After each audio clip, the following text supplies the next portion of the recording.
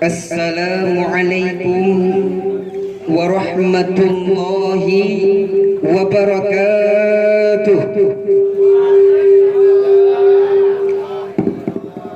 Alhamdulillahi rabbil alamin. Wassalatu wassalam asyrafil anbiya'i wal mursalin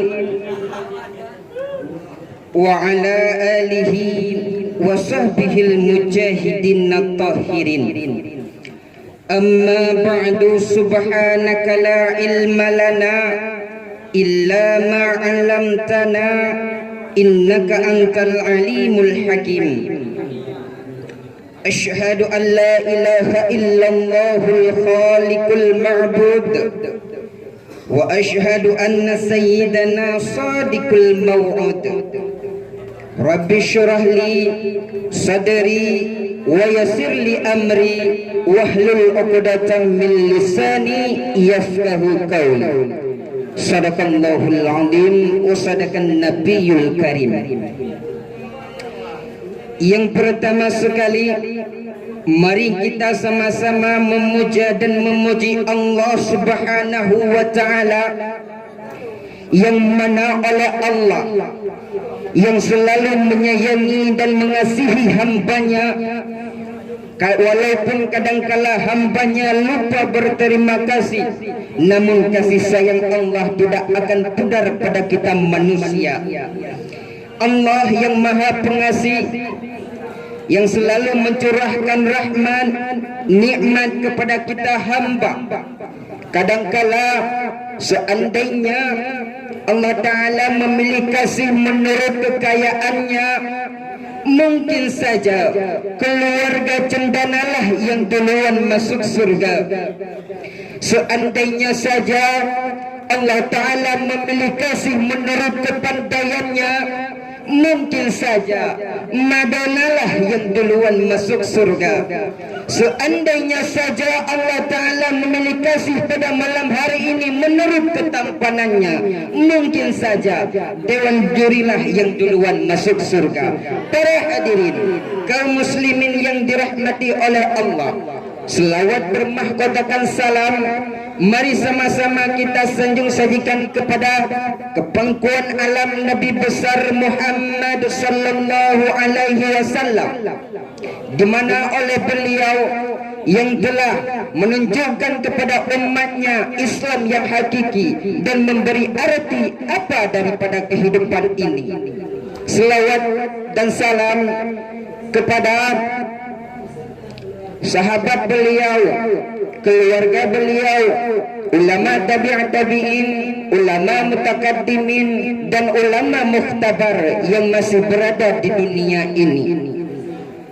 Para hadirin kaum muslimin yang dirahmati oleh Allah, pada kesempatan kali ini saya ingin mengupaskan sebuah syarahan yang saya beri judul, saya angkat sebagai tema iman, tentang iman dan kematian. Hadirin kaum muslimin yang dirahmati oleh Allah, Allah Subhanahu wa ta'ala dalam Al-Quran berfirman, surat Al-Jin ayat 13 yang berbunyi, wa may yu'minu bi rabbih fala yakhafu bakhsan wala rahaqan, yang artinya barang siapa yang beriman kepada Allah, niscaya dia tidak akan takut dengan kekurangan pahalanya, dan dia pun tidak akan takut dengan bertambah dosa dan kesalahannya. Maka dari sinilah dapat kita mengambil sebuah motivasi dalam kehidupan kita, agar kita bisa mengkokohkan keimanan tebal dan kuat pada malam hari ini. Hadirin kaum muslimin yang dirahmati oleh Allah Subhanahu wa ta'ala, tugas kita sekarang di zaman yang susah ini untuk meluluskan akidah. 13 tahun Rasulullah memperjuangkan agama di Makkah hanya untuk menanamkan akidah, meluluskan keyakinan, membentuk keimanan. 13 tahun Rasulullah menanamkan kalimat tauhid la ilaha illallah Muhammadur Rasulullah. 13 tahun Rasulullah membebaskan manusia dari tenggelamnya dari kemusyrikannya dengan seluruh konsekuensinya. Jika pada malam hari ini kita yakin bahawa tiada Tuhan selain Allah, maka kita jangan takut, maka kita tidak akan melarikan persoalan kecuali hanya kepada Allah. Kita tidak akan takut kecuali hanya kepada Allah, dan kita tidak akan meminta satu pertolongan kecuali hanya kepada Allah. Jika ini sudah konsekuensi dengan kita, maka kemusyrikan di permukaan bumi akan hancur lebur dan bahdukun pun akan mati. Coba kita bayangkan hari ini, jika kita bersandarnya pada tiang, tiangnya patah, kitanya jatuh. Jika kita sandarannya kepada tembok, temboknya runtuh, kita pun ikut runtuh. Jika kita sandarannya kepada orang kaya, dia jatuh miskin, kitanya bangkrut. Jika kita sandarannya kepada prajurit, jika kita sandarannya kepada raja, dia jatuh pensiun, kitanya selesai. Maka para hadirin, jika kita bersandar kepada Allah, Allah tidak akan pernah jatuh miskin, Allah tidak akan pernah lumpuh, Allah tidak akan pernah terpuruk. Hidup kita damai sentosa.